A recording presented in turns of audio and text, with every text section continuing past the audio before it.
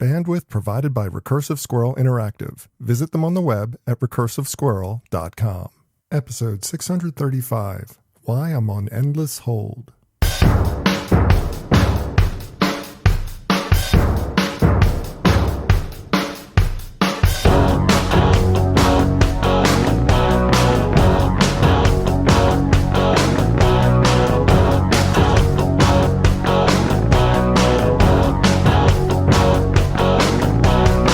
For Monday, May 3rd, 2021, it's time for this week's edition of the BeanCast, a weekly discussion about the news and issues facing marketers today.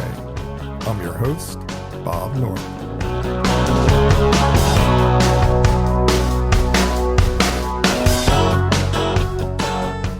Thanks for joining us. We've spent almost a year fretting over this day, and now it's finally here. iOS 14.5 has arrived, and with it, the much-maligned opt-out box for app tracking. Is reality better or worse than we imagined? Tonight, we'll discuss. Also, creating impulse in online retail, understanding the power of voice profiling technology, India as the fastest-growing market, plus this week's Fair, Fail, Foul. That's the lineup. Let's meet tonight's panel.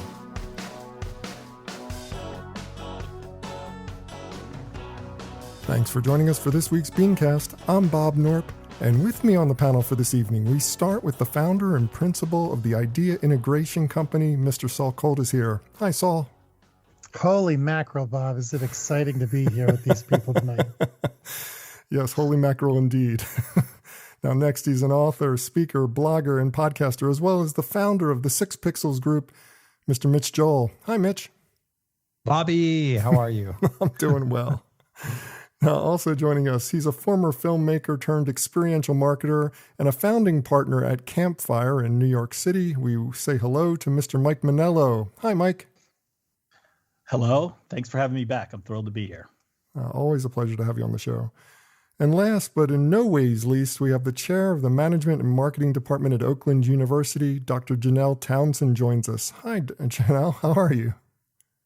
Hi, I'm great. Enjoying some sunshine in Michigan today. So thank you for having me on the show again. Indeed. Very sunny here. Loving it. So, well, let's jump right into the topics.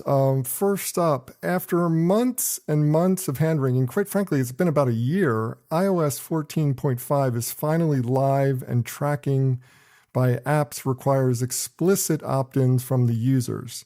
Now, I've had a chance to play around with this. I updated my OS. I've seen the opt-in box and what you have to do with it. Mitch, is this really better or worse for advertisers than we anticipated? I mean, my impression is that it might be a little bit worse, but what's your first impression of the opt-in box and what it's going to do to marketers? I feel like I'm falling into the perfect trap here, Bob, as I sold my agency 7 years ago and left 3, where I've now become this massive consumer advocate, which is the traditional trajectory of any agency owner. You leave the agency and then all you want to do is defend consumers. Tracking off app was always the most sketchiest of sketchy things. So you can imagine if I'm starting there, how I'm going to feel about this. Ultimately, look, advertising delivers a message, and either your message works or it doesn't. I don't think if you asked consumers how they feel about tracking, anybody would actually raise their hands and say, oh, please track me. Once I'm forced to see an ad that I didn't even want to see in the first place, please feel free to track me after that. It's exactly what I want. And by the way, if you want to really dig into this, all you have to do is Google any form of terms related to Tim Cook or Mark Zuckerberg and their feud, and how both of them perceive this world to be, to get a vibe for what's really going on out there. I mean, ultimately, you're being tracked. Google gives you that single login, whether it's your Gmail, over to Maps, over to other places, and there's enough retargeting that you're seeing this stuff show up all over the place. Anyways, Facebook as well, Instagram, ownership, messaging platforms, there's a lot of united aspects to that.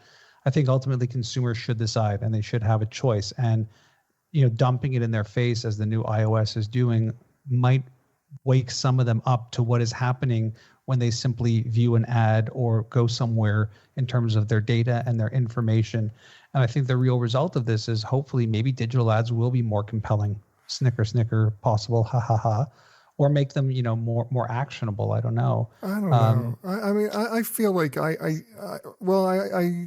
loaded it up for the first time. I mean, I went to an app, I got the warning box, and my first impression is it's not doing a good job of communicating what's going on. It's just saying, do you want to allow this app to track across all other apps and all these other things that it's doing? It's not really getting granular on what. Doesn't have to.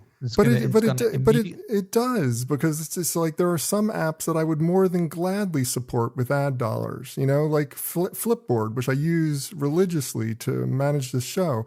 They managed to put up a little dialogue before the dialogue box came up that explained what they were using the data for and why ads are so support what they're doing and everything. And it made it easier for me to click the allow button when that next window came up.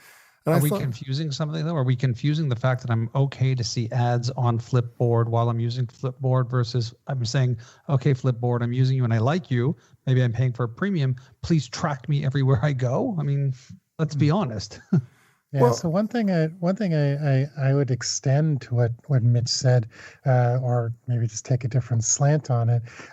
I actually don't think ads are going to become more compelling, because I think that we get the most compelling ads that brands are willing to pay for or creative can come up with. I actually don't think anybody purposely puts out crappy ads. What I do think this is going to push agencies to do is, always take the back door to things, and we're going to see people look for loopholes to exploit this so they can continue tracking exactly how they're doing. They're just maybe doing it in different ways. And the one thing that I find really interesting about this 14.5 argument that I haven't seen a whole lot of people talk about is, well, two things. One, this has been available for a while. It was just very deeply buried in the settings.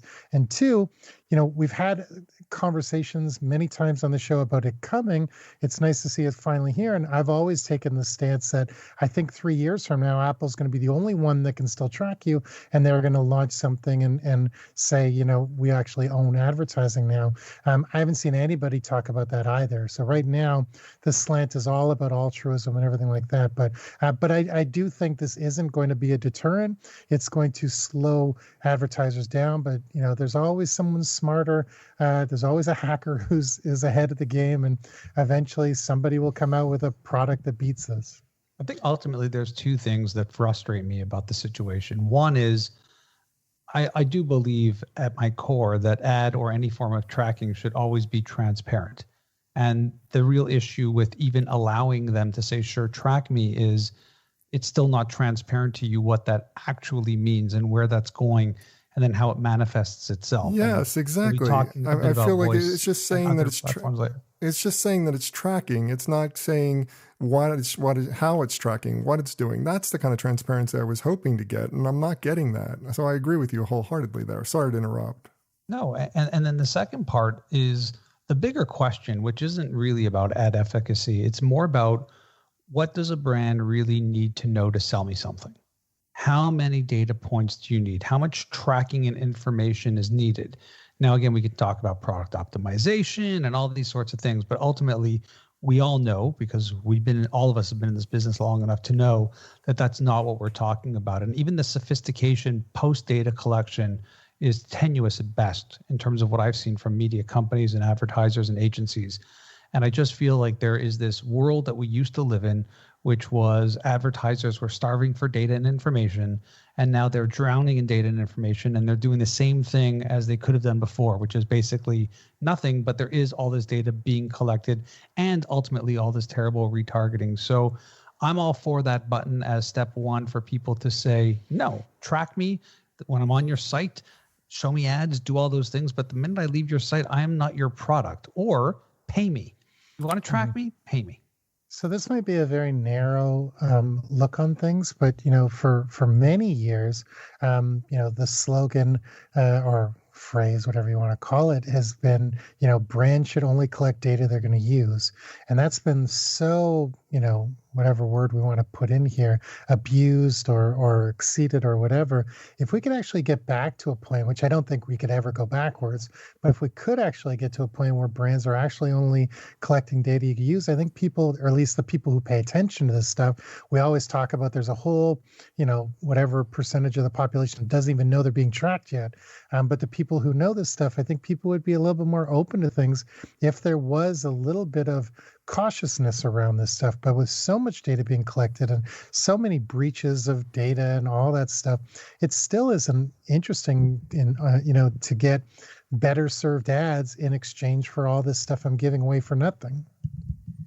Yeah, I also think that the brands that have been complaining the most about this change, Facebook, are the brands that have failed to really create trust between the users and themselves. And ultimately, if you want consumers to give you permission to track them, you have to have earned that trust somehow. And I think for many users, Apple is actually one of those brands that people might not care as much about if they're tracking. But when it comes to Facebook, hell no, I'm not going to let Facebook track me on everything I do. They haven't earned that. And I think, if brands want to continue tracking and collecting data on that level, they're going to have to earn it. But is this, I agree with everything. I agree with everything you said, Mike, but is that more about the brands or is that about the CEOs? Probably both. Yeah. And my whole thing is, take any of these brands that are already tracking. Facebook is tracking so much already. We want more. Give me more. And any of the brands that fall within the FANG family, Facebook, Apple, Netflix, Google, maybe not Apple because they're putting a flag in the ground here. But if you Google search any of these brands and type in third-party data, just look and see what happens. They not only do they track and do all this crazy stuff, they're still buying a bunch of third-party data because they want this 360 holistic view of the consumer. It's a terrible experience. It requires transparency. And I really do think that consumers have a right to that data once it's off platform. And if a brand wants to use it and track them, I really do think there should be some form of compensation that's obviously opted in by the consumer and layered in with complete and utter transparency and the ability to stop it, the ability to have history deleted. The rules are so flaky and so all over the place, and they're geographic, they're by publisher, they're by tech platform. It's really getting to the point where it's absurd. And again, have as many unregulated monopolies as you like, as Professor Scott Galloway would say. But ultimately, we all know that government regulation is coming. It's going to be fast and furious. I don't think they won't find these loopholes. I think that it's true they will find these loopholes and deal with them as they wish. But ultimately, this is a bad deal for consumers. And if all that pop-up does is make you realize that every site you visit will track you forever and into eternity in every browser and thing you click on, then let that be the worst part of the scenario. Well, we don't have Dr. I was going to go to you, Janelle, because I was like, we don't have Professor Galloway, but we do have Professor Townsend. So, Professor Townsend, what would you say about this? Well, I'm definitely not as famous as Scott Galloway, so I'm not going to even presume that I'm in the same space. But I will kind of bring this to perhaps a different angle that we could think about. Is from a strategic perspective, have brands become too myopic because of this over-reliance on data, on tracking data, and thinking that we know exactly who our customers are, and perhaps we're not broadening our scope enough to think about other segments that could be viable because we've gotten so laser focused on the data only. But wouldn't we see such a higher level of efficacy in terms of their advertising and conversion rates? And again, to me, if this all worked, ultimately they would be spending more, but the result would be way more effective for them. And I don't think we're seeing any level of efficacy in terms of advertising performance and click-throughs and transactions. But you said it yourself. I mean, it's just like you characterize it as this awful thing, this retargeting that shouldn't be happening. But retargeting is more effective, and that's what most of this tracking is gathered around. It's not around first impressions. It's around retargeting. And, that's been such a point. And that's been such That's exactly. Yeah, that's exactly it. It's such a powerful tool. I mean, and why should I disabuse people of using that tool to market to me? Because most of the time when it's done correctly and people are, managing their data well and keeping it updated, I'm going to get a much more relevant ad to me. It's not going to be noise. It's going to be actual signal that's getting across to me. I have no problem with that as long as the publisher is showing me an honesty and a transparency about what they're using their data for, and not abusing that privilege that I'm giving to them. I mean, and going back to my Flipboard example, I'm happy to give it to Flipboard. I'm definitely not going to give it to Facebook. I mean, it's just like I have that choice. But the trouble is this dialogue is not giving me that enough information to make that choice intelligently. It's just giving me the scary message that I'm going, oh no, disabuse, get out of here. No, don't want to do that. Disallow. And that's not helpful to anybody. I don't think the jury's out on retargeting. I think it's easy to say those numbers. And the truth of the matter is ultimately you're probably going to see a high percentage of waste. How many times have you searched for something for a spouse or a friend, or searched for something you bought because someone asked you about it, and those ads and impressions are tracking you forever and ever? Those are completely wasted impressions, and they're useless within the system. So I don't know that I can sit here and candidly say that retargeting has worked as efficiently and effectively as possible. And I think you're absolutely right, though, Bob, that if it is done in that way and it's creating a better experience, we would be hearing more about it. I've seen some people do some brilliant retargeting, but most of it revolves around not being annoying and creating a flow of content versus simple ad targeting or discounting by how many times the person has abandoned a shopping cart. Well, let me go back to Janell for a second, because I do want to talk about what app makers and publishers should be doing to manage this. I mean, obviously, there's some disagreement about whether or not this is good for everybody involved. We're having a little bit of a debate about it. But what would you say to publishers or app producers about how to manage this and how to deal with it? And is it too late to do anything, which is an even bigger question? Well, I think that you hit the nail on the head, and it's a matter of trust. If you build trust with your consumers and your potential customers, they're going to willingly give their data. To a certain extent. To a certain extent. I mean, it's just like I went into this with this feeling, well, I have these apps that I trust. I'm going to be willing to give the data. And I found myself disallowing app after app after app without a second thought about it until I got to the Flipboard one, where they gave me a panel before that dialogue that explained what the tracking was going to be used for. And I felt like that was the best case solution for dealing with this. And an app or a publisher should be forthright before that comes up, before that dialog box comes up. And it's almost like the decision is so permanent that if you haven't done that already, you're pretty much screwed, which is my impression. That, once somebody clicks off, says that they don't want you to track them, you're never going to get that back. It's gone forever. And Bob, sorry. Go ahead, Janell. Yeah, I think that there's an option to be able to go back in and change your settings if you wanted to allow someone to be able to track you later. And there could be ways that brands would be able to, connect with those loyal customers and be able to ask them to think about giving them another chance. True. Or, make their argument as to why this is valuable to the consumer. I'm getting the feeling that might be too late, but I'm not really sure. Mike, you were going to say something? I didn't. Yeah, well, I was going to say, I've been an iPhone user forever, and I had turned off whatever tracking and privacy options were available before this update. And so as a result, when I got the update, it automatically opted out of even being asked to be tracked. So I never saw any of these pop-ups. It just went, oh, you've given yourself the strictest privacy settings that were available, so we're just going to go ahead and tag that. So when I updated, I actually wondered if it was working, and it wasn't until I started reading all the articles that I realized that there was a switch and it was automatically selected for me, which honestly I'm thankful for. I really wonder what we're what we're really talking about. Like, what percentage of sophistication are people at the level of Mike and myself who've already done that? At what level is somebody just going to see that and just click no? What percentage of people would say, yeah, sure, track me everywhere? And then I would just be really curious to get a real survey on this and see where people's headspace is at.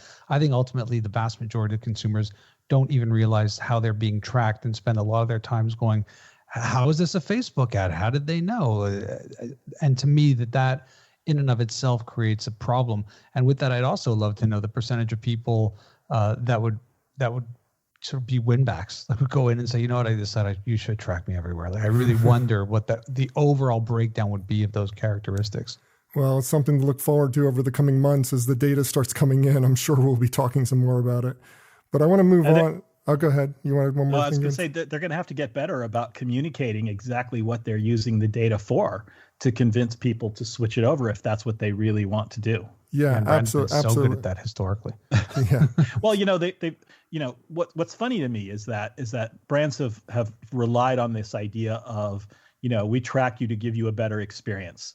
And now the panic over it just shows the lie of that. Because if tracking really gave everybody a better experience of the app, then everyone would be willing to say yes. All I know is that I prepare the show using FlipForward every single week, and every single week I am constantly distracted by ads that are perfectly targeted that compel me to want to click on them and find out more information about products. And I'm like, nope, got to get back to the show. So it's just like, in some ways that's bad because it makes me very much a procrastinator. In other ways, it's actually working. So I got to say that. Well, moving on, CPG brands are facing a retail conundrum right now. Impulse buying in stores is a well-defined science. I mean, shopper marketing has been around for a while, and it's really effective at getting people to, follow their impulse and buy that thing at the register. But with so much shopping moving to online venues, CPG brands are struggling to recreate that serendipitous moment of impulse buying in a digital forum. So, Mike, is it actually possible to do this? Can we create that serendipitous moment of like add a can of Altoids on top of this purchase that you're making right now? Is it actually possible to do that in a digital environment? And what should brands be doing to make it happen? What are your thoughts here? Yeah, it is. Look, impulse buy is based on human behavior. So there absolutely is a digital equivalent. I don't know that it's the same thing as showing me products as I'm trying to check out. Right. That seems my annoying. shopping cart. That seems annoying. Right. But look, impulse shopping came out of the opportunity of people standing in lines, right? And they're there and they're bored, and especially at the time we didn't all have cell phones to take up every little minute of our attention. And so we look around and then we see a candy bar, we see a soda, we see a magazine, and we want it. And it was great. And I think the studies show that kind of impulse buy comes from a state of flow, or from the state of, being most susceptible to suggestion. And certainly there are many platforms online. Think about scrolling mindlessly through Instagram while you're possibly waiting in line at a store, just looking at stuff where we do find ourselves in a more suggestive state. And I think there's probably an equivalent. It's not going to look exactly the same and it's not going to feel the same, but some platforms like Instagram and Twitter, where you're not necessarily going on there to find products or to look for anything, but you're just kind of, aimlessly doom scrolling or whatever, looking at things, and then you find something that's relevant on there. Instagram in particular is where I've probably made the most impulse buys, just because they can tell by whatever brands I follow. They can tell by the accounts that I follow, by the artists that I follow, what kind of aesthetic I'm into. And then they show me interesting things.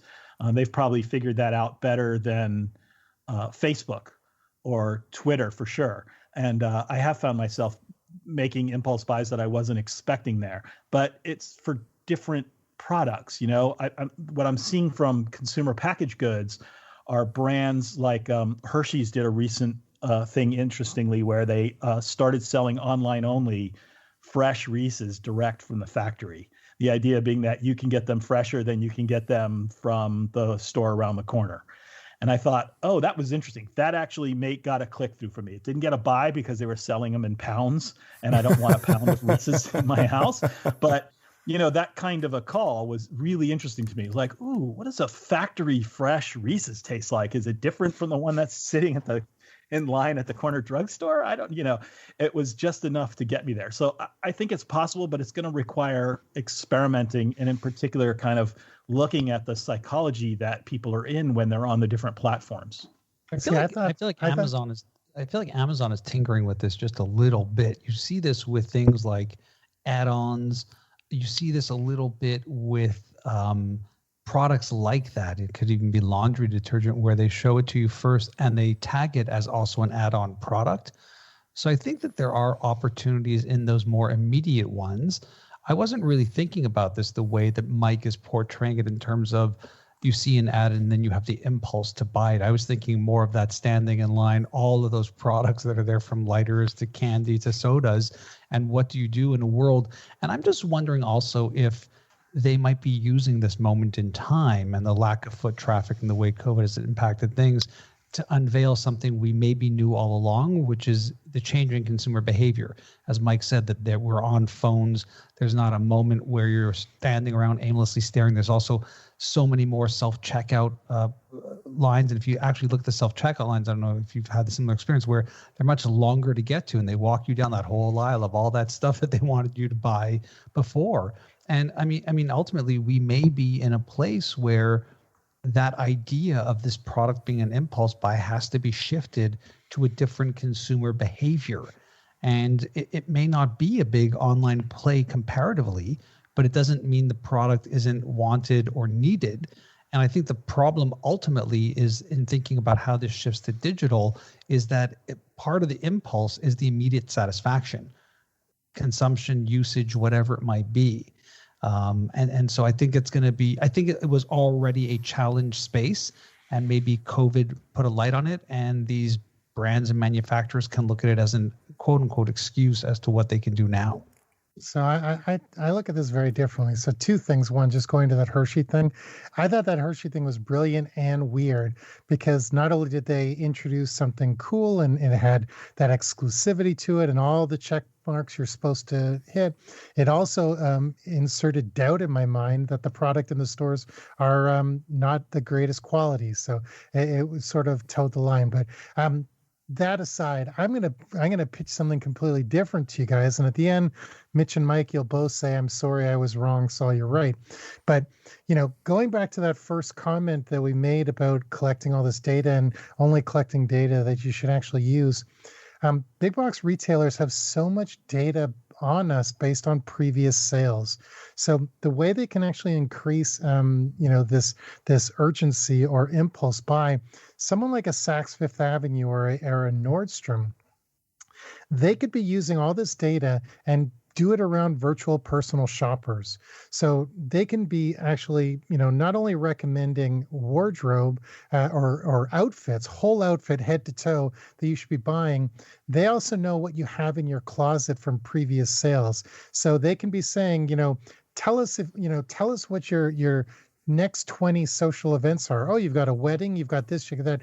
They could create personal lookbooks for people based on things you already own.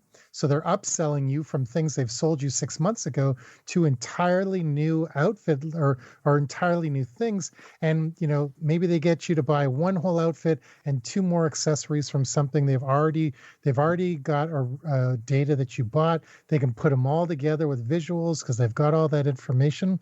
Like, companies are not creating value. These impulse buys are about hard sell and it's like Mike said, you're scrolling on Instagram. I've made so many stupid purchases after 1 a.m. I've got kind of a rule. I'll buy anything if it's under $30 if it looks stupid and funny, but that's not sustainable for these CPG companies and stuff. They want sustained sales. They want product loyalty and customer loyalty. And to do that, it's less about impact, and I think it's way more about value. I'm not entirely in agreement with that. I mean, I think that the checkout line impulse buy type scenario is based on really strong brands. I mean, it's not about impulse like you see something in a doom scroll through Instagram and you think, hey, that's pretty cool, I'm going to try that. I mean, it's not about being new. It's about being familiar, and seeing that item in that venue makes you buy it.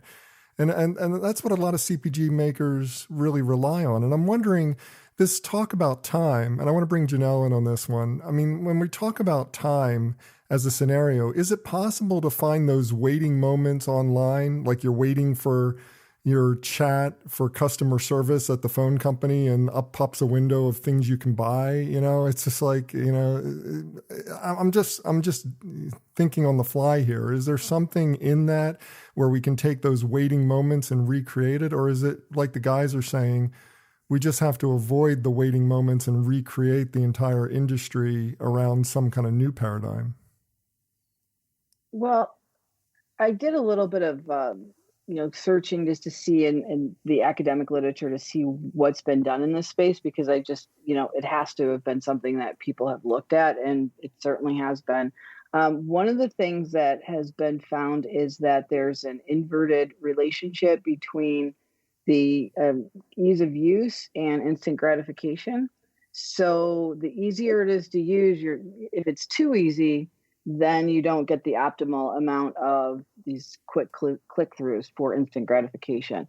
So what you want is a moderate degree of ease of use, if you will, and that will make a difference. And as I was listening to this conversation, you guys are talking about Instagram versus Facebook. I mean, think about it. Facebook's too complicated. There's too much crap on the pages now, right? If you go onto Facebook, in fact, I don't even use Facebook, and that's part of the reason why. There's just stuff everywhere.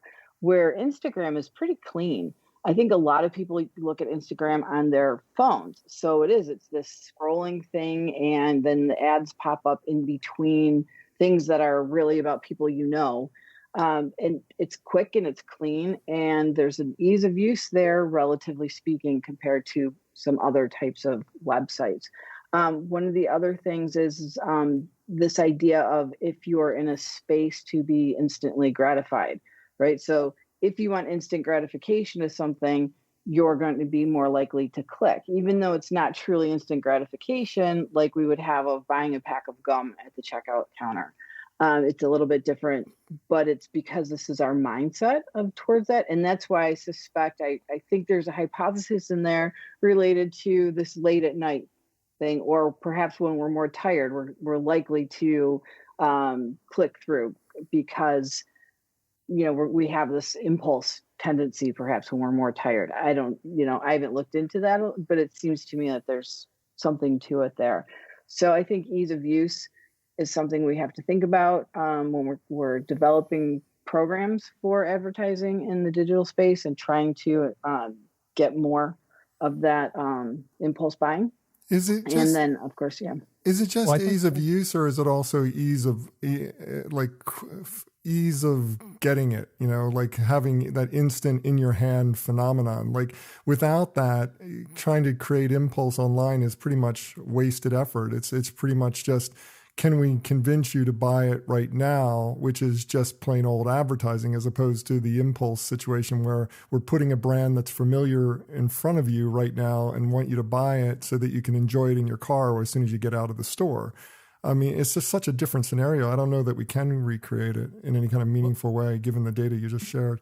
Mitch, you were going to say something? It's impulsivity you certainly can have. It's just you're not going to have that instant gratification associated with that impulsivity. Right. It's like, I bought that. Now I have to wait for this. Yeah. So, and I think go ahead. Well, Mitch. go ahead, Janell. No, that was it. I'm good. Oh, Thanks. Yeah, I mean, I think the brand story is really interesting, Bob, and it's making me potentially backpedal a little bit. There's a product mix that's happening at the impulse level. Some of it's consumables, usually, again, snacking type stuff. Some of it is maybe brand based. Some of it is small needs, cable, deck of cards. There's a product mix happening there. And if you look at how it's evolved over the years, potentially some of those things are the stuff you now think about and dump into your wish list or your shopping list in Amazon. and that evaporates certain components of the product mix. And it seemed like in the article that we're referring to, it really more is in that consumable world of candy and chips and things like that. And I don't know what percentage of those product mixes are fundamentally impulse based versus, you go out to corner store, you go to the supermarket, you buy some of this stuff and you stash it in your house for when you want it, versus I'm here now, I'll just have a chocolate bar. And so for me, perhaps they have already solved for it with wish lists and shopping lists for the things that are the non-consumables. And potentially the real challenge here is, how do you augment the sales based off of people who are already shopping or doing things, and then trying to grab them for some of these smaller type of consumable products? And that might be the bigger challenge. And I don't think digital can solve for everything here. Good points all. And obviously this conversation is like exposing a lot of the challenges that are facing the digital marketers out there. But I want to bring up another thing that we have a challenge about that's kind of interesting, something I did not really think about before I read this article. We've all heard the call center pre-recorded message. This call may be recorded for quality assurance. You just kind of assume someone's going to be listening in and giving the person a little bit of feedback on the back end. What many may not realize, though, is that your voice may be being profiled and creating a composite picture over multiple calls about what kind of consumer you are. And I'm like shaking in my boots now, considering some of the calls that I've had with customer service over the years. So Saul, obviously there are many advantages for companies doing this, but what are the pros and cons for customers? Does this actually create some kind of bias against some customers and potentially reward good behavior? What's your thoughts? So, Bob, in all the times I've been on the show, I've only received one email criticizing my comments, and the email called me a Luddite and hesitant to embrace new technologies. So Chris from Austin, Texas, please know that your email didn't change my mind. Here is how I understand this. Siri, Alexa, Amazon Echoes, they're listening to everything we say. Most people know this already. If you didn't know this, that's why if you make one mention of a sex swing and you start getting ads for it, that's how Mitch knows what I'm talking about. But few people probably know what happened to Saul. Few people probably know that you no longer have to even say something to start getting ads. You just need to sneeze a few times and you'll start getting coupons for Kleenex. That's how advanced this has gotten. Some will think this is super cool. And in theory, it is a huge technological advancement. But this also means that Amazon not only knows when you have the flu, they also know when you're happy and sad. And with that knowledge also comes with all the triggers of these emotions. Then, just like Facebook, however many years ago, when they were experimenting with manipulating people's emotions through their feeds by only showing them certain things, I actually think this is actually a very dangerous thing towards consumers. Like we're going to have Milgram experiments going 24 hours a day, focusing on every different demographic and every different persona. Why we can't go back to, why can't we go back to that episode of Mad Men when they're pitching Kodak slide projectors? They're not selling a projector, they're selling memories, because modern memories are experiences, and that is what, brands should be creating. But, we've gone so far into, slicing and dicing and creating not just a general persona of, there's 12 different people in the world. There's a million different people in the world, and everybody has to fit into a bucket. And so when you ask me, the main question here, is this good for consumers? I would, my personal opinion, some people will think it's the greatest thing in the world. It's convenient. These are also the people who dream of the scenario of that movie, WALL-E, where they're sitting in chairs and they never have to get up and move, and they get really obese and stuff like that. But my personal opinion on this, while it's an incredible discovery, it's kind of one of those just because you can doesn't mean you should scenarios. Yeah, really. What was the topic? Where are we at? What was that? Well, sex swings, Mitch. No. But isn't this just highly correlated with the first topic when we're talking about the tracking that's being done and the third-party tracking and the tracking by Apple and Facebook? I mean, it's the same thing, only a little different. I don't think this is even third-party tracking because, Amazon holds these patents, all these, home, things like, the Amazon Echoes and things like that. They're not sharing that information. Amazon's going to use this to eliminate Walmart and eliminate, everyone else. This is not a third-party thing. This is really proprietary stuff that they're going to hold so close to their vest that they could trigger any sort of reaction or behavior they wish. They've been talking about a technology like this for a while within the voice assistant technology tools that Saul was talking about. These are definitely walled gardens. They're closed. There's no sharing of this data. They don't even share it with their media partners because it is so valuable to them. There have been a myriad of headlines out about how just through a couple of sentences, they could potentially tell whether somebody's depressed and or suicidal. We've seen news stories where Spotify is talking about using your voice as a way to build a playlist against the mood and the weather and all this other information that they have. And my only question to all of this is, if we are allowing our voice to be used in that way, this is exactly what Janell was saying in regards to the first topic that we talked about with tracking apps, and that if there is no ask of real consent to use it in that manner, that's really problematic. I'm consenting to use my voice so that it understands what commands I'm asking it to do. But beyond that, there has to be a very heightened awareness of what I am consenting my voice to be used for. And this voice profiling, this seductive surveillance, this biometric surveillance, we will be a flock of sheep if we allow this to go through and allow the technology to use our voices in this way. This is really problematic.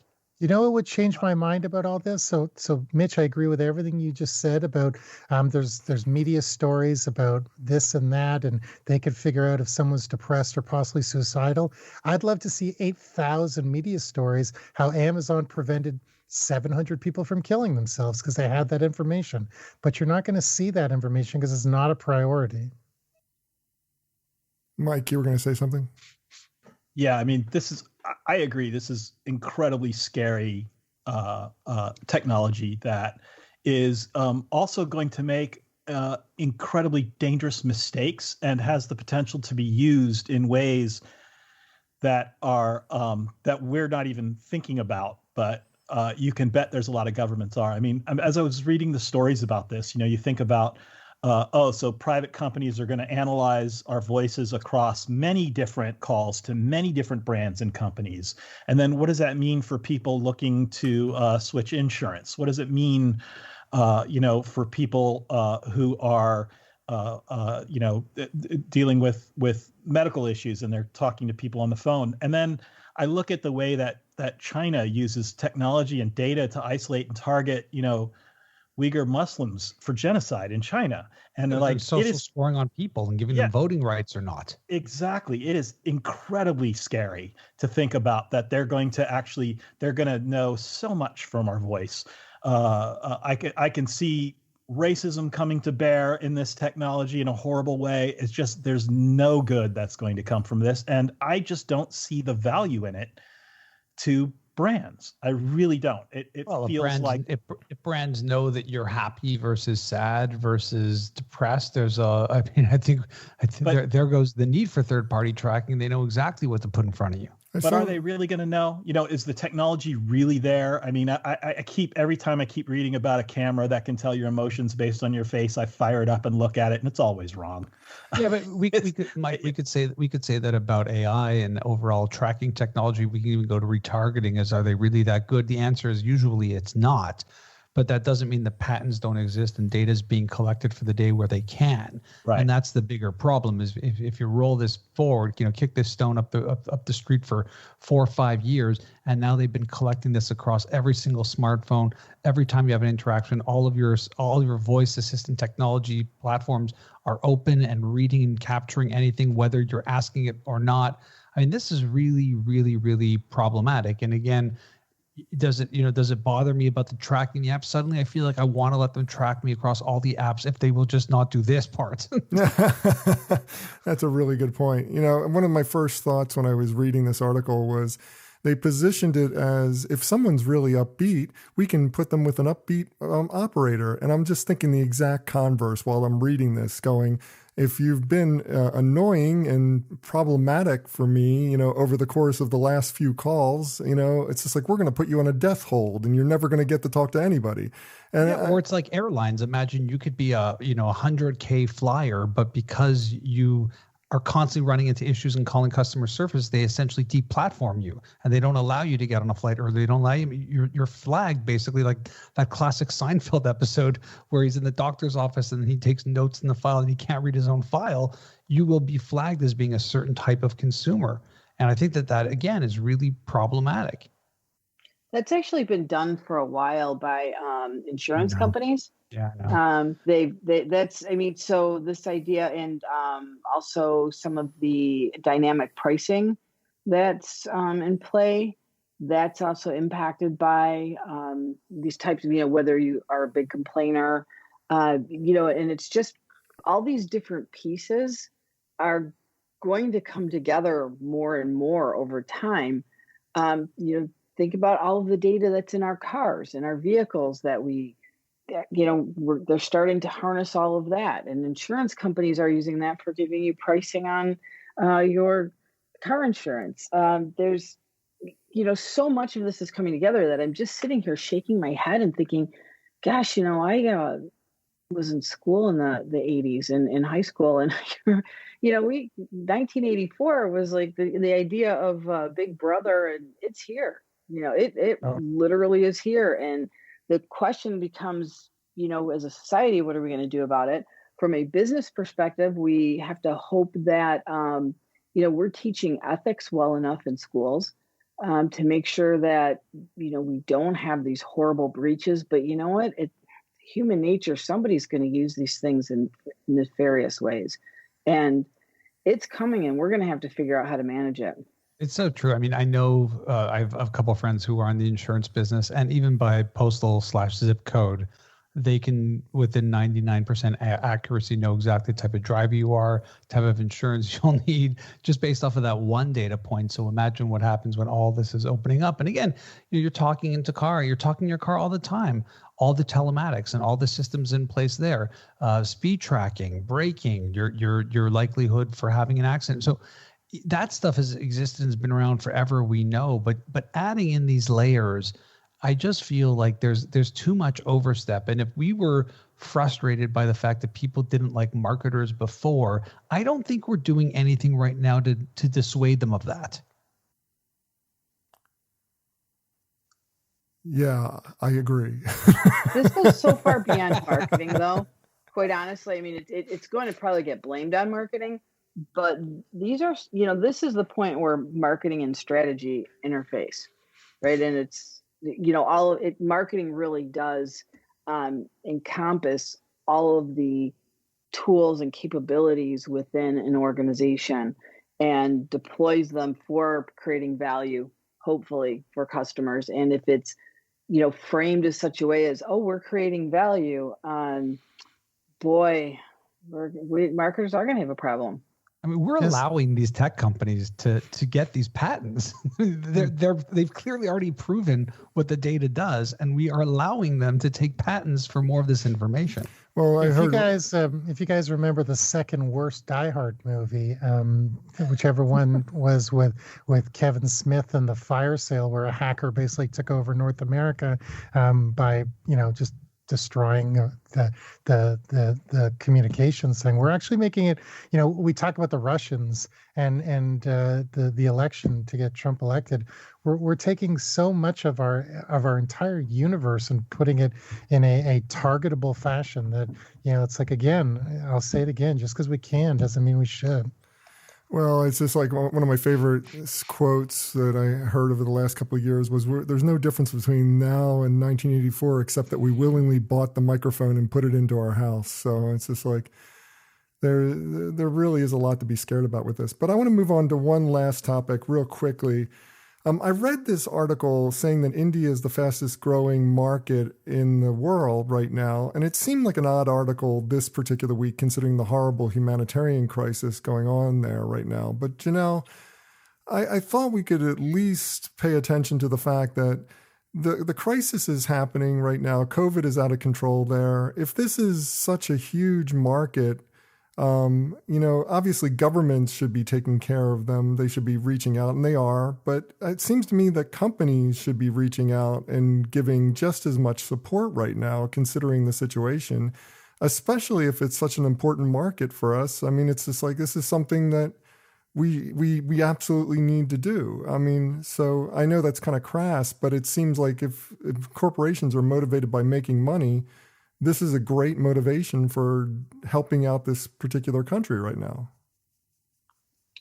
Yeah, that's I think almost an understatement of the entire world has to think about what's happening in the emerging markets right now with respect to COVID. There are 92 other countries that have major outbreaks right now besides India. India just happens to be the biggest because they have 1.3 billion people, and there's a lot of people for this to go through and run rampant. I believe the last statistic I heard, they only have 2% of the population vaccinated so far, and they're out of vaccine in many parts of the country. They're actually shutting down their vaccine clinics. So, it's going to be a major humanitarian issue, not just in India, but in the whole world if this thing isn't gotten under control somehow. So, I'm not even sure where to start with the whole question because it's such a big issue. There's so many other things going on. Yeah, I feel what Janell is saying, and being up here in Canada, looking at those single-digit vaccinations, I empathize too because we're definitely struggling in that area as well. But it is important for us to think about where this comes from.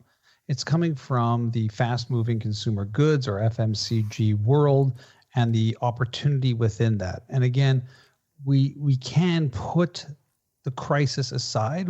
I'm very hopeful we will get through this with as less loss of life as we possibly can. It's getting very scary with the variants out there, but the growth of India in this segment has been like this again for quite some time. They have a rapidly maturing middle class that they really didn't have for a long time. I'm not saying that there isn't a massive chasm between the extremely poor and the extremely rich there. There still is. But whenever there is that type of region with that type of population, brands see the power of expanding, and that's what businesses do. They look for places of growth and new areas to move to. And the fact is that, again, putting aside COVID-19, which is an insane statement, but we have to, and looking at it as a market that's potentially there, is they've been in a constant state of demand that has been increasing over the past year, and there is the desire consumer-wide for new products and, more importantly, new categories. And plus, there's just a lot going on there in terms of their tier 2 communities and even the rural areas, which again provide for that segment a big expansion opportunity. I think in the article I was seeing something like 40% of advertising is digital there. Big upside for growth there. We've seen that number get squashed in much smaller regions geographically as well. So it looks like, from the perspective of the article, they're taking from the angle of there's plenty of space for businesses to grow within this market for all of these various reasons. But yeah, we got to get beyond this little thing we have now called the global pandemic. Exactly. Well, it's important to keep in mind, too, is that India didn't open. It was a closed market until 1991. When they did open, this is part of the reason that they're, have grown so much in such a short period of time, is because it was this huge population and they unleashed a lot of economic power since that time.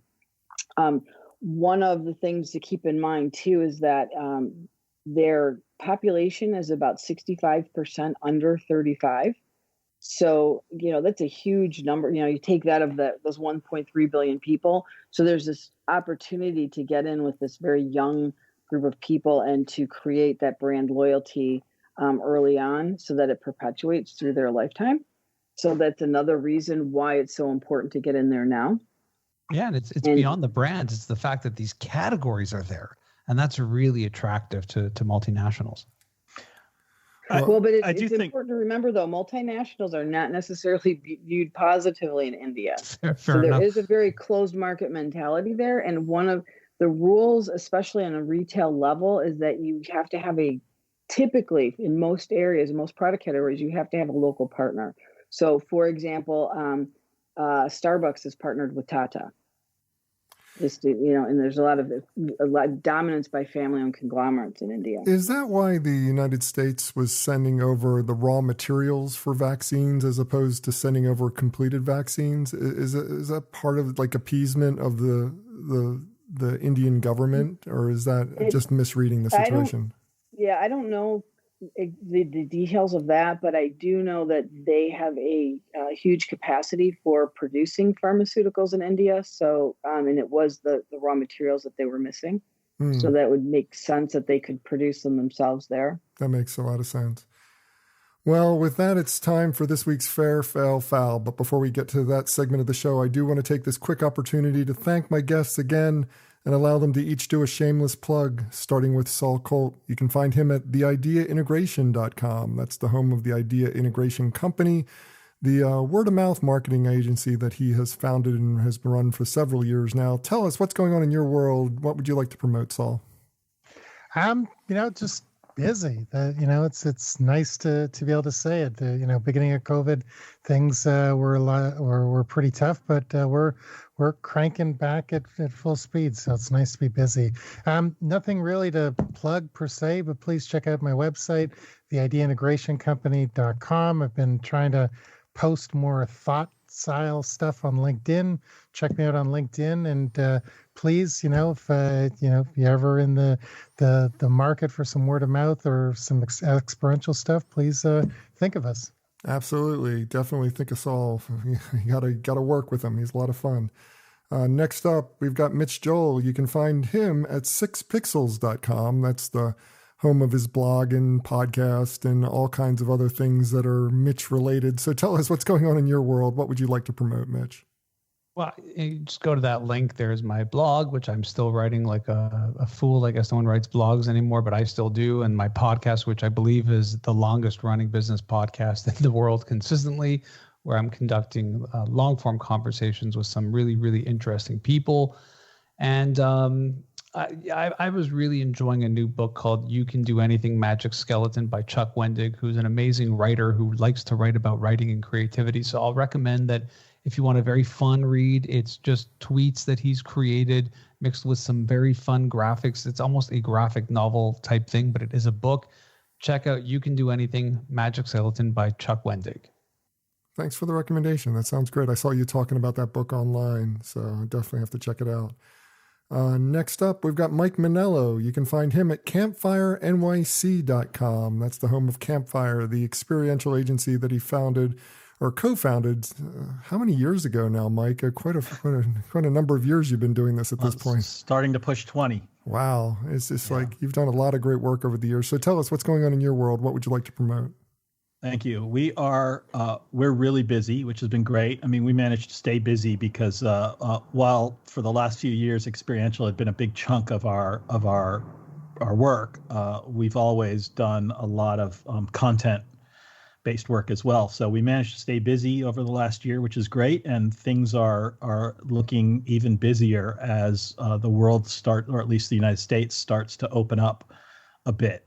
So you can check us out at campfirenyc.com. And then if you're interested in something that's maybe a little more fun and a little away from the day-to-day business, I have a 10-episode scripted podcast that I did for Shudder with my co-creator Nick Bracci and a host of people called Video Palace. It's free, 10 episodes, about 3.5-hour story. It's kind of Stranger Things meets Serial as a scripted fiction podcast. And we just published a book in the world of Video Palace with Tiller Press from Simon & Schuster. So you can get that anywhere you buy books if you're interested in maybe just having a little fun and checking out something spooky.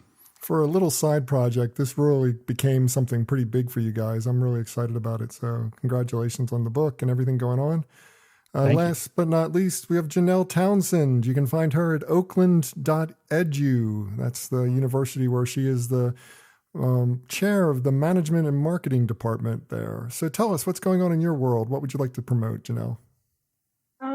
I would just like to give a shout out to students and faculty who have persevered through this pandemic and really made a switch to the online world very quickly and have continued to work through this past year. Everyone's, excited about the idea of getting back in the fall to something, some semblance of normalcy. And that's kind of where the plan of action is right now. Keep my fingers crossed that holds true, because I think it's really important, especially for young people, to be able to get out and to, be in a normal social interaction mode. So, just keep up the good work, everybody. I'm really proud of everyone for managing through this. Yeah, absolutely. I mean, that goes true for everybody who was in education this year. It was a tough ride, but, you guys slogged it out and did great work. So congratulations on that. And I'm glad that we're at the end of another semester. As for me, for more information about me or the show, visit thebeancast.com. There you can find a complete show archive. You can find out how to consult with me. And of course, you can find out how to advertise on this program. So check it all out at thebeancast.com. And now it's time for this week's Fair, Fail, Foul, a rundown of the best and worst of advertising, marketing, and public relations from the last week. First up, it was a good week on the fair side. I have two that I want to bring to mention here. Mike, Morton Salt created AR Vegetables in an effort to end food waste. I thought this was pretty clever in the way that they handled this. It was not necessarily an amazing execution per se, but it was kind of an interesting way to take up a cause that they have really lauded for some time, which is reusing, not wasting food. And it seems to work really well considering their product is salt, which is really a great way to make old food taste better, I guess. I have no idea what the connection is, but it seems like it's logical. So what are your thoughts on this? Yeah, I like this. We've done a lot of AR work, and I find so much of it disappointing because it's just about, silly little filters and things. And this is the beginning of maybe trying to push it into a new, more interesting direction that actually adds value. But at the same time, I can't help but think we're in the Flash era of AR, where people who shouldn't be making big decisions on user experience have all the power because they know how to use the program. I imagine a lot of these things like the dancing vegetables will go away soon, hopefully, and we'll find AR being used for more interesting and more useful applications. Now, so this is a step in that direction, I think. Absolutely. This is definitely a good move in the right direction, and I feel it's a good summation of it. Now, Saul, the other affair that I had this week was I love this effort by a video game maker in China to promote a game launch. They used drones to do images in the air, which has been done before. I mean, most famously in the last Olympic Games, the last Winter Olympic Games, they used drones instead of fireworks to do displays in the air. That's all well and cool, but I loved how the kind of capstone moment of this display was a QR code that actually worked, that was done up entirely with drones. And if you don't believe it worked, there's a picture of it that you can scan, and it worked perfectly for us. So what are your thoughts on this one? Do you like it? What do you think?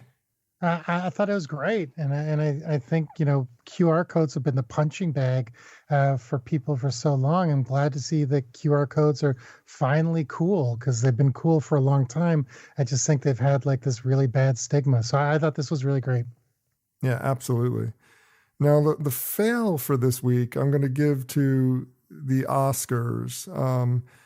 Janell, the Oscars you expect it to be up there with the Super Bowl. It's just like, especially given the ad rates. I mean, they're really expensive ads to be running. Yet they delivered an audience that was actually under 10 million, which is roughly a little like almost 60% under last year's ratings, which were already bad. So I mean, obviously this is a pandemic year. You can't really judge it entirely, but there's been a slow move eroding audience away from these award shows. Is the award show season still going to be an advertising powerhouse next year? It could be. It depends on how many movies get released. I think a lot of people had the same view I did. That's, well, why would you watch the Oscars when there weren't hardly any movies released this year? Yeah. Yeah, that's a good... I mean, the competition's pretty limited. Exactly. Nomadland was great, though. If you haven't seen it, great flick. I have not seen it, but we will try to get to see that eventually. Now, Mitch, the foul of this week I'm going to give to the data on brands taking stands on the Chauvin trial. Now, if you don't know who Derek Chauvin is, you've been under a rock. He's the guy who was finally convicted of murdering George Floyd in Minneapolis. The data on brands taking a stand, though, is pretty troubling. It's almost like some surveys were done, and it's almost like taking any stand, whether for or against the verdict, or not saying anything. No matter what move a brand makes, nobody's going to believe the brand, and everybody's skeptical about the brand's involvement. There's constant calls for brands to take a stand, yet in the resulting, the results of it is that the consumer sentiment shows that the brands are not believed anyway. So there's no winning here. This is not something we're going to resolve in a quick little quip to end the show, unfortunately. It's a topic that Joe Jaffe, our mutual friend, really dives a lot into every Monday, 2 p.m. Eastern on Clubhouse. He runs a really good room there. So if you have a chance, pop in. And I am very active there as a moderator and someone contributing.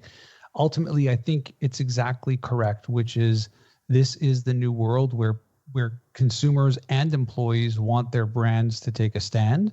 In terms of consumer feedback and employee feedback from it, it's usually a misstep. It's usually out of place. Silence is being compliant with the issue. It is very, very troublesome. And I don't think we can paint a coat over it that says this is what a brand should do, this is what a brand shouldn't do. But I also do think that brands have to be very, very sensitive in a world where saying nothing is often agreeing with a negative outcome. And that's a bad place to be as well. So no answers, a lot more questions, a lot more conversations. And I think as a society, we have to really decide if just because we buy from someone, a business, do we really need them to take these types of stands? And if the answer to that is yes, they should take those stands, are we going to be okay with the stand that they take?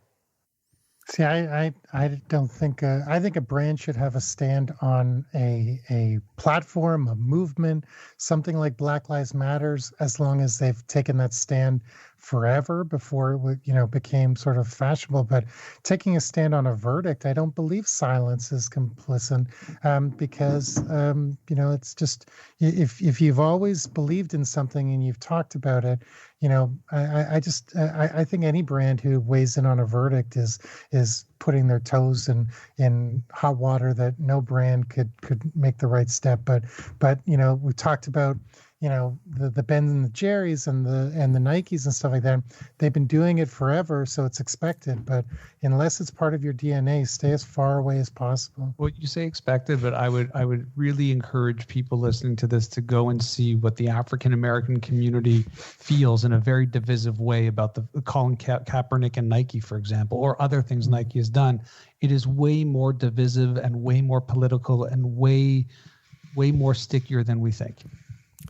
Well, have a suggestion for this list or just want to discuss it? Comment online. Use the hashtag #FairFailFoul. That's #FairFailFoul. And that does it for this week's show. If you'd like to subscribe to this podcast, visit our website at thebeancast.com and click on the subscribe link. If you're an Apple Podcast listener, we've also provided a direct link to our listing there, or just search for the BeanCast in the podcast directory on the Apple Podcasts app. And whichever podcast directory you use, when you subscribe, please leave us a review. Got a comment? Have a question? We'd love to hear from you. Just send your emails to beancast@gmail.com. Opening theme was performed by Joe Seibel. Closing theme by C. Jax. Thanks for listening. I'm Bob Norp.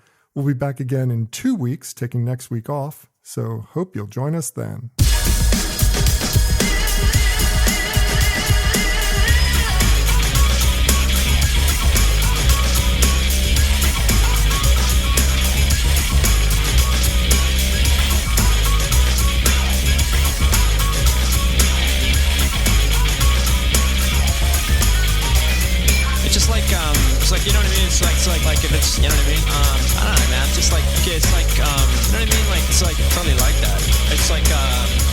it's like, I don't know, like if it's, it's like, you know what I mean? Yeah, it's just like kind of, it just seems like it's just like almost exactly.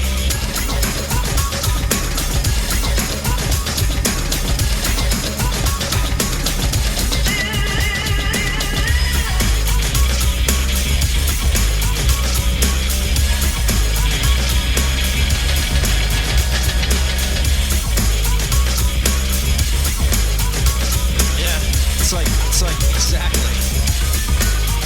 Yeah.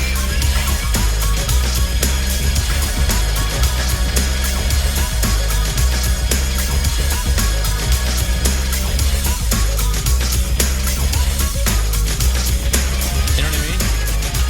Exactly.